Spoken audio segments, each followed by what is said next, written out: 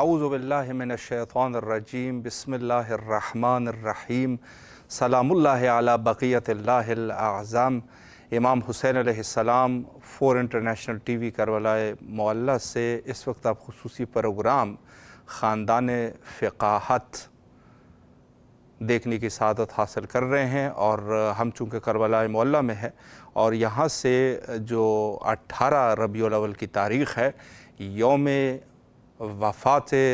मर्ज आली क़दर हज़रत आयतुल्लाहिल उज़्मा सैयद अली आक़ा हुसैनी शिराज़ी रिज़वानुल्लाह ताला अलैह की वफ़ात का दिन है। तो इसी उन्वान से इमाम हुसैन अलैहिस्सलाम टीवी से ये प्रोग्राम आपके लिए टेलीकास्ट किया जा रहा है और दीगर उलमा के बारे में भी गुफ्तगू करते रहते हैं। अलबत्ता ये प्रोग्राम जो है ख़ानदान फ़िक़ाहत यानी ख़ानदान फ़िक़ाहत शिराज़ी, जो कि ज़ाहिर है कि ईरान में और इराक़ में उन मारूफ़ ख़ानदानों में से एक ख़ानदान ये है कि जहाँ पर फ़िक़ाहत नशोनुमा पाए हैं। और ये अर्ज़ करूँ कि बहुत बड़े अज़ीम मराजे इसमें से गुज़रे हैं। और इस घराने के सबसे जो बड़े बुज़ुर्ग हैं हज़रत आयतुल्लाहिल उज़्मा सैयद मोहम्मद हसन हुसैनी शिराज़ी रिज़वानुल्लाह ताला अलैह, जो कि मिर्ज़ाए शिराज़ी के नाम से मारूफ़ है। और उनका वो मशहूर व मारूफ़ फ़तवा जो उन्होंने इस्तेमार बरतानिया के ख़िलाफ़ दिया था और उस फ़तवे के असर से बरतानिया को हुकूमत इस्लामी से बाहर निकाल दिया था। ये उनके उस मारूफ़ फ़तवे जो कि हमेशा हर ज़बान पर उस फ़तवे का ज़िक्र ज़रूर है जहाँ पर चालबाज़ी, मकारी और इन चीज़ों का तस्करा किया जाए ग़र्ब का, तो ये फ़तवा जो है वो सैर फ़हरिस्त है कि इनके ख़िलाफ़ वो फ़तवा ज़रूर इनको याद दिला दिया जाए कि इनके ख़िलाफ़ एक फ़तवे जो मरजइयत के एक फ़तवे ने इनको इनकी जड़ों को जो है वो सरज़मीन फ़ारस ईरान से जाके उखाड़ के फेंक दिया था। तो ये इनके बड़े बुज़ुर्ग हैं और इन्हीं के फ़र्ज़ंद अर्जमंद हज़रत आयतुल्लाहिल उज़्मा सैयद मिर्ज़ा अली आक़ा शिराज़ी रिज़वानुल्लाह ताला अलैह, जो कि दर हकीकत इब्तिदाई आयाम आपके सामर्रा मुक़द्दसा में अपने वालिद गिरामी और वहाँ पर आप जो है आपकी इब्तिदाई तालीम और उसके बाद आपके जो हौज़ इल्मिया में दरसों की खिदमत है, यानी तदरीस की जो खिदमत आपने फरमाई, और हत्ता ये कि आप जो है वो कौम मज़हब शिया के मरजा बने। ये बड़ी बात है, चूँकि देखें एक हर दौर में जो मरजइयत की ज़िम्मेदारी होती है ये हर शख्स के कंधों पे नहीं रखी जाती। मरजइयत और फतवा ये कोई ऐसी बात नहीं है कि दूसरे मज़ाहिब की तरह हर शख्स जो है उठ के फतवा दे देगा। हमारे यहाँ ऐसा निज़ाम नहीं है और आप जानते हैं, यानी हत्ता हमारे हिंदुस्तान, पाकिस्तान, बरसग़ीर पाक व हिंद और उसके बाद सरज़मीन फ़ारस ईरान और उसके बाद जो है वो इराक़ अज़ीम, ये सब के सब जो है जितनी भी ममलिकतें हैं ये सब के सब इनके जो है जो फतवा जिस शख्स को जिसके ऊपर इस ज़िम्मेदारी को रखा जाता है वो यकीनन कोई ऐसा आदमी नहीं होता कि जाके ये दूसरे अक़वाम की तरह इनका जो है हर गली कूचे में एक मुफ्ती है जो फतवा दे के लोगों के लिए हुज्जत बन जाती है। नहीं, हमारे यहाँ ये निज़ाम नहीं है। वो भी हमारे पास जो है वो फ़तवे जो है वो यकीनन सोच समझ किया जाता है और अशख़ास को जो है मुतय्यन किया जाता है। आज इंशाअल्लाह अज़ीज़ इसी उन्वान से हमारे साथ महव गुफ्तगू रहेंगे हुज्जतुल इस्लाम वल मुस्लिमीन आली जनाब मौलाना सैयद हैदर अब्बास रिज़वी साहब हफ़ज़ल्लाहु ताला कांगो अफ्रीका से, और राब्ता भी हमारा कायम हो चुका है। अस्सलामु अलैकुम व रहमतुल्लाहि व बरकातुहू। अलैकुम अस्सलाम व रहमतुल्लाहि व बरकातुहू। क़िबला कैसे मिजाज है? खैरियत से इंशाअल्लाह? अल्हम्दुलिल्लाह, अल्लाह आपको सलामत रखे। सबसे पहले तो आपके तहे दिल से ममनून और मशकूर है कि आपने वक्त दिया और आयात का सिलसिला भी रहा, उसके उन्वान से आपकी खिदमत में तबरीक अर्ज़ करेंगे। और आपकी इजाज़त से मैं सवालात का सिलसिला भी शुरू करना चाहूँगा, चूँकि यकीनन आप जैसे शख्सियत के लिए ये वक्त नहायत ही कम है। और आज जैसे आप इल्म फरमाते हैं कि आज जो है हमारी गुफ्तगू आयतुल्लाहिल उज़्मा सैयद मिर्ज़ा अली आक़ा शिराज़ी رضوان اللہ تعالیٰ علیہ کے عنوان سے ہے، تو پہلا میں یہ معلوم کرنا چاہوں گا کہ خود جو ہے یہ عظیم مرجع، اس کی زندگی کا ایک مختصر ان پر آپ اگر وضاحت فرمائیں۔ جی بسم اللہ الرحمن الرحیم۔ سب سے ہم تمام ناظرین کی خدمت میں آیات ان ایام کی آیات کی مناسبت سے، عیدوں کی مناسبت سے ہدیہ تبریک پیش کرتے ہیں، اور تمام اراکین امام حسین علیہ السلام چینل کا شکریہ ادا کرتے ہیں کہ انہوں نے یہ موقع، یہ فرصت ہمارے اختیار میں قرار دیا، بزرگواری ہے۔ اور ہماری گفتگو جو ہے وہ سید حضرت آیت اللہ العظمیٰ سید علی آقا شیرازی علیہ الرحمۃ والرضوان کے حوالے سے ہے۔ جی لہٰذا ان کے حوالے سے سب سے پہلے ایک مختصر خاکہ ان کی زندگی کا، کہ ایک مختصر ہی زندگی ہے، صرف 68 سال کی زندگی، 68 سال کی زندگی مرحوم نے پائی ہے۔ سن 1287 ہجری میں ولادت ہے، اور 1355 ہجری میں مرحوم کی رحلت ہوئی ہے۔ ولادت بھی نجف میں ہوئی، اور اس کے بعد اپنے والد بزرگوار مرحوم مرزا شیرازی علیہ الرحمہ کے ساتھ 4 سال کی عمر میں سن 1291 میں سامرہ تشریف لے آئے، اور اپنے والد کی وفات تک، بلکہ اس کے بعد بھی کچھ عرصہ سامرہ میں مقیم رہے، اور اس کے بعد سن 1318 ہجری کے قریب انہوں نے ایک مسافرت کیا مشہد کے، اور مشہد امام رضا علیہ السلام یعنی خراسان میں بھی 1 سال تک قیام کیا، اور اس کے بعد پھر واپس سامرہ گئے، اور اس دوران کافی یعنی مسافرت تھی، اور تقریباً یعنی 20 سال کا عرصہ اس طریقے سے گزرا کہ جس میں مستقل قیام کہیں نہیں رہا، یہاں تک کہ آخر میں 1338 ہجری میں انہوں نے نجف میں دوبارہ مستقل قیام فرمایا، اور اس کے بعد 1338 ہجری سے لے کر اپنی رحلت تک یعنی تقریباً 17 سال کانٹینیو نجف میں رہے۔ ان ایام میں متعدد گویا علمی جو کارکردگی ہے یا علمی جو فعالیتیں ہیں وہ سامراہی سے شروع ہو جاتی ہیں، اور سامرہ میں مرحوم مرزا شیرازی علیہ الرحمہ کی رحلت کے بعد ہی سے درس و تدریس کا سلسلہ شروع ہو گیا تھا۔ ابتدائی تعلیم اور تعلیم کے ساتھ ساتھ جو ان کے گویا معاصر طلاب تھے وہ خود مرزا علیہ الرحمہ کے جو عظیم شاگرد ہیں وہ ان کے گویا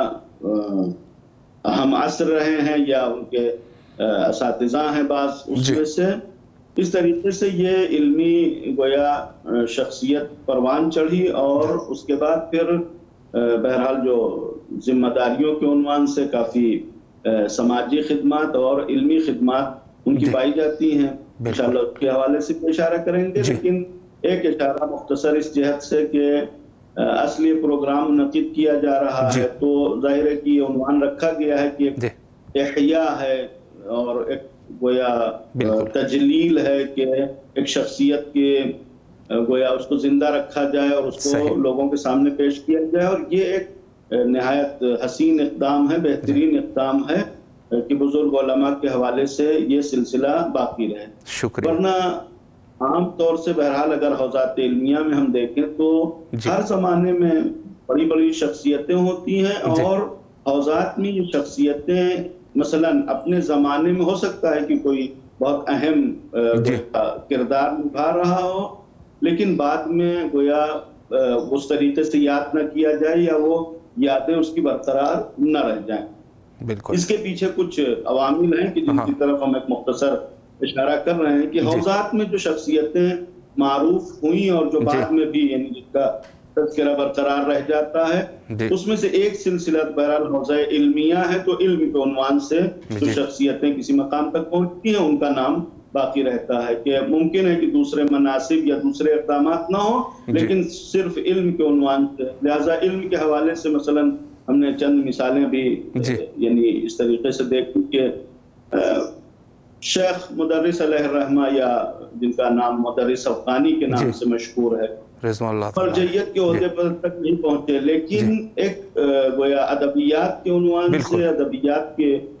ماہر استاذ کے عنوان سے ان کی شہرت برقرار ہے۔ مرحوم علامہ طباطبائی کی مثلا علم تفسیر اور علم فلسفہ کے عنوان سے جو شہرت ہے وہ بھی مرجعیت کے مقام تک نہیں پہنچے۔ بعض شخصیتیں وہ ہیں کہ جو اپنے مرجعیت کے مقام تک پہنچنے کی وجہ سے مشہور ہوئی، یعنی ان کا علمی مقام اپنی جگہ پر لیکن مرجعیت کے مقام تک پہنچے۔ اب ظاہر ہے کہ مرجعیت کے مقام تک پہنچنے کے بعد پھر بہت ساری گویا ایکٹیویٹی سماجی وہ خود جڑی ہوئی ہوتی ہیں۔ مرحوم آیت اللہ العظمہ گروجردی علیہ الرحمہ ایک عظیم مرجع ہیں، انہوں نے کتاب خانہ بنوایا، مسجد اعظم تعمیر کروائی، اور بہت ساری دنیا میں بہت سارے خدمات ان کے پائے جاتے ہیں، لیکن شہرت مرجعیت کے عنوان سے ہے کہ خود یہ بہرحال ایک اہم ذمہ داری ہے، ایک اہم منصب ہے، جیسا بھی آپ نے اشارہ بھی کیا کہ بہرحال ہر کس و ناقص کو ہمارے ہاں یہ چیزیں نصیب نہیں ہوتی اور کسی کو یہ چیزیں عطا نہیں کی جاتی۔ چوتھی چیز جو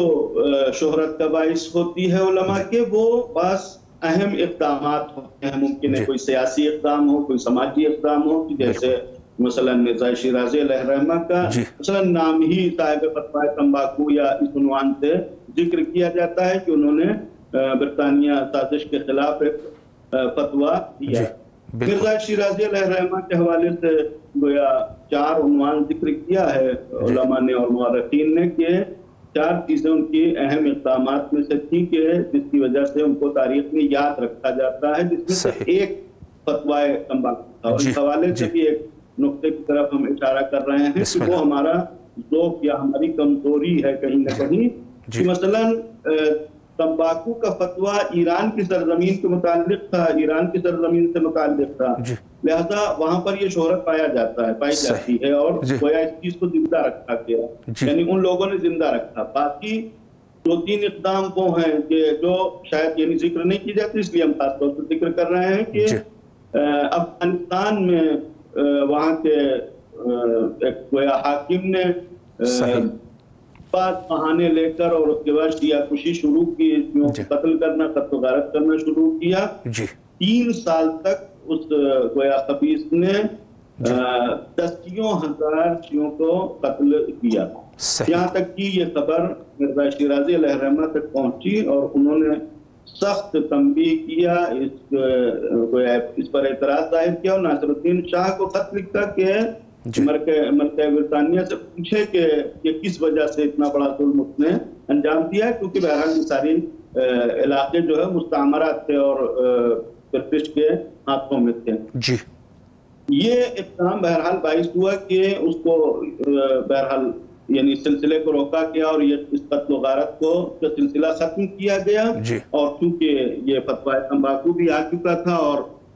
اس سے بھی انگریزوں کو کافی نقصان ہوا تھا اور گویا ایک طریقے کا ایک بہت بڑا ہتھکنڈا ان کے ہاتھ سے نکل گیا تھا جس سے وہ اس سماج کے اوپر قابض ہو سکتے تھے، لہذا ایک طریقے کی دشمنی مرزا شیرازی علیہ الرحمہ سے ان کی گویا ہو جاتی ہے۔ اس دشمنی کا بدلہ نکالنے کے لیے انہوں نے ایک اور گویا جس کو کہا جائے وہ سازش کی، وہ یہ کہ سامرنا میں چونکہ سنی نشین علاقہ تھا، لہذا وہاں پر عثمانی سلطنت کو ورغلا کر شیعہ سنی تضاد اور شیعہ سنی تصادم کرانے کی کوشش کی، اور کافی حد تک وہ وہاں پر یہ آگ پھیل بھی گئی، یہاں تک کہ بہرحال جو مقصد تھا کہ عثمانی سلطنت کی وہاں پر عثمانی سلطنت تھی اور عثمانی حکومت تھی، اب ایک طرف سے یعنی جو شیعوں کے خلاف اقدام ہو رہے تھے وہ عثمانی سلطنت کی طرف سے تھے، لہذا شیعوں کی حمایت کے نام سے برطانیہ نے وہاں پر آنے کی کوشش کی کہ ہم آ کے وہاں پر اس منازعے کا، اس جھگڑے کا حل و فصل کرتے ہیں۔ بالکل کہ وہاں پر جب شیرازی علیہ الرحمہ کو خبر ہوئی کہ برطانیہ اس طریقے کی سوچ رکھتا ہے کہ بہرحال علماء کے اندر بصیرت تھی کہ وہ ابتدا کو بھی جانتے تھے، بھائی شروعات بھی انہوں نے کیا ہے اور اس کا مقصد بھی وہ سمجھتے تھے، لہذا انہوں نے اس کو لکھا کہ سلطنت عثمانیہ سے ہمارا جھگڑا جو بھی ہو، ہمارا اختلاف جو بھی ہو، لیکن ہمارا خدا، ہمارا رسول، ہماری کتاب، ہمارا قبلہ سب ایک ہے، لہذا ہم آپس میں معاملے کو سمجھ لیں گے، اس معاملے کو گویا نپٹا لیں گے، تمہیں آنے کی ضرورت نہیں ہے۔ یہ بہرحال اس عنوان سے خاص کر یعنی جس کو کہا جائے مرزا شیرازی علیہ الرحمہ کے یہ اقدامات برٹش کے استعمار کے مقابلے میں آج بھی ہمارے لیے بہت زیادہ اہمیت کے حامل ہیں کہ ان اقدامات کو ہم سراہیں زندہ رکھیں اور ان کے پیچھے کے عوامل کو بھی پہچانیں. اس لیے کہ دنیا میں دیکھیں دو قومیں یا دو طریقے کے لوگ دنیا میں استعماری گویا انہوں نے چال چلی اور قابض ہوئے ہیں. ایک مثلا اسکندر مقدونی جو قبل از اسلام ہے, بالکل, اور دوسرا جو استعماری سلسلہ ہے وہ برطانیہ کا ہے یا برٹش کا ہے. ان دونوں میں ایک فرق یہ ہے کہ وہ سلسلے یعنی جو برٹش سے پہلے قابض ہوئے ہیں انہوں نے دنیا کے اوپر قبضہ کیا ہے اپنے طاقت کے بلبوتے پر, اور برطانیہ نے جو قبضہ کیا ہے اس نے اپنے مکر و فریب کے بلبوتے پر کیا. اور ان دونوں میں فرق یہ ہوتا ہے کہ جو ہمارے یہاں محاورہ مشہور ہے کہ شیر بوڑھا ہو جاتا ہے, تو مثلاً شیر ہی رہتا ہے لیکن پھر بھی شیر جو جنگل میں اپنے شیر ہونے کا گویا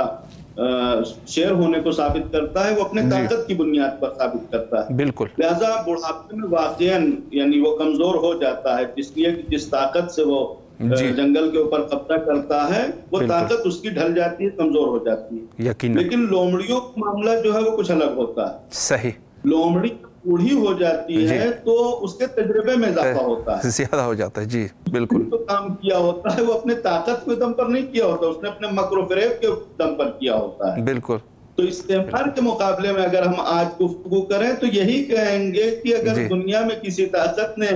دنیا کے اوپر اپنے طاقت کے بلبوتے پہ قبضہ کیا تو وہ بوڑھا ہو جائے تو ہم کو ڈرنے کی ضرورت نہیں کہ ٹھیک ہے وہ کمزور ہو گیا. بالکل بالکل, لیکن استعماری طاقتوں سے آج بھی گویا ہمیں بیدار رہنے کی ضرورت ہے, زندہ رہنے کی ضرورت ہے, سوچنے سمجھنے کی ضرورت ہے. اس لیے کہ لومڑی جب بوڑھی ہوتی ہے تو تجربہ زیادہ جاتا ہے. مکر جی بے شک, اس لیے جو ہے وہ یہ سلسلہ آج ہم کو یعنی ہماری قوم کو, ہمارے ملت کو, ہمارے علماء کو اس کو سمجھنا چاہیے کہ استعمار بوڑھا ہوا ہے یعنی تجربہ کار زیادہ ہوا ہے. بالکل ایسی ہے, بالکل ایسی. شیطان جناب آدم علیہ السلام کو اگر بہکانے میں کامیاب ہوتا ہے تو وہ دن تھا, آج جو ہے اس کا تجربہ اور زیادہ ہو چکا ہے. یعنی آج ہماری ہر تدبیر کے مقابلے میں اس کے پاس سازش ہے. بالکل ایسی ہے, بے شک.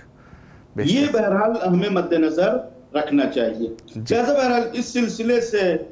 اگر ہم سید علی آقا شیرازی کے حوالے سے یعنی جو نقطہ ہم کو عرض کرنا تو اصلی یہ تھا کہ اگر ان شخصیتوں کو ہم مثلا ذکر کر رہے ہیں, ہو سکتا ہے کوئی کہے کہ بھائی ان کا نام تو کبھی نہیں سنا, تو جس زمانے میں بہرحال یہ انہوں نے زندگی گزاری ہر جہت سے ایسی شخصیتیں موجود تھی تو کہیں نہ کہیں گویا علمی اعتبار سے ان کے بزرگ ان سے بزرگ تھی, اس کی وجہ سے ان کی شہرت تحت الشعاع قرار پائی. اس حوالے سے ہم مرجعیت کے عنوان سے دیکھا کہ بھائی مرجعیت اس کی ایک جو علامت ہمارے پاس موجود ہے وہ یہ کہ ان کے آثار میں ذخیرۃ العباد ذخیرۃ المعاد نامی کتاب تو اس عنوان سے ہے کہ یہ جو ہے ان کا رسالہ عملیہ ہے, اور مناسک حج ان کا رسالہ عملیہ کے طور پر وہ بھی موجود ہے. کیا طور سے آج یہ دو چیزیں مرجع کے زندگی میں پائی جاتی ہیں, توجہ مسائل ہوتی ہے اور مناسک حج یہ چیز موجود رہتی ہے. لیکن اس کے باوجود مرجعیت کا شہرہ کہاں سے ہوتا؟ 1355 ہجری میں سید علی آقا کی بھی رحلت ہے, اور 1355 ہجری ہی میں مرحوم آیت اللہ العظمی حاجی علیہ الرحمہ جو ان کے استاد تھے حوزہ علمیہ مؤسس, اور 1355 ہی میں ان کے دوسرے استاد مرحوم آیت اللہ نائنی علیہ الرحمہ نجف میں, اور خود یہ بھی نجف ہی میں موجود تھے. لہٰذا باوجود اس کے کی مرجعیت پائی جاتی تھی اور رسالہ بھی ہے, رسالہ عملیہ بھی ہے, مناسک حج بھی ہے, لیکن اس